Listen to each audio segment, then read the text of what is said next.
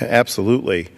When I'm back in the district in the Dallas-Fort Worth area, and Dallas and Fort Worth are the two most recognizable cities that I represent in the district, but there are other cities. We have Irving that's there.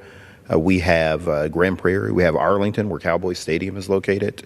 And a lot of people are asking, when are we going to get these good jobs back? Like we want to see some of these good jobs come back. And I got to tell you, the president made a lot of promises when he was on the campaign trail about bringing some of these jobs back. And I want to see those jobs come back, too.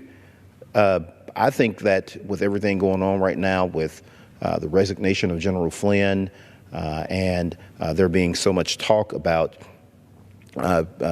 campaign operatives on the Trump campaign talking to Russian intelligence officials, I think that he's going to be too distracted and to help these workers. I think that Republicans are going to be too distracted to help these workers in the Rust Belt, to help these middle class, these blue collar workers.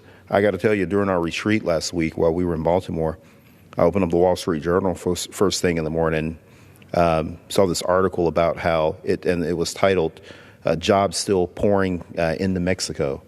And it was really one of the saddest things that I ever read. For some manufacturers, Mexico still the best move. And they specifically were talking about a corporation called the Rexnord. I hope I'm pronouncing that correctly, Rexnord, the Rexnord Corporation.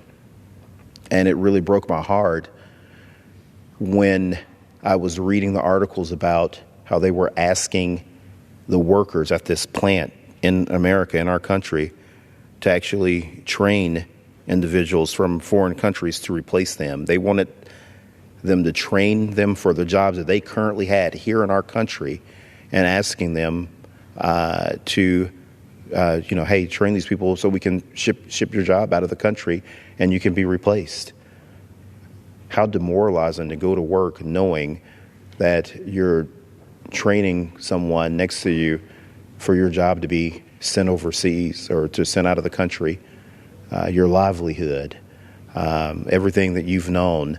And for a lot of these little small towns, these companies really are the face of the town. In Texas, and I'm sure it's like this in Indiana and in other parts of the Rust Belt and in other parts of blue-collar America. Friday night football is like a really big deal. Maybe the local high school basketball game is a really big deal. But also that ranks right up there with both of those two athletic activities in these towns. Their identity is driven by their job. And I thought that was, such a sad commentary about where we are now.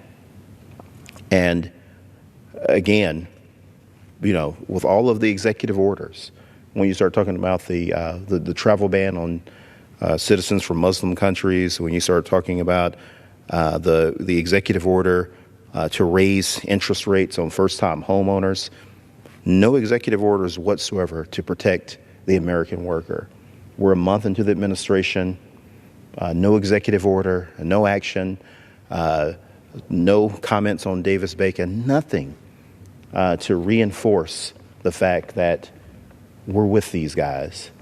And, it's really sad. And I'm sure that these workers out there in America, in your state, in New Jersey, I bet you they're sitting back watching saying, how in the world is this president going to help us with all of the distractions that are going on over there?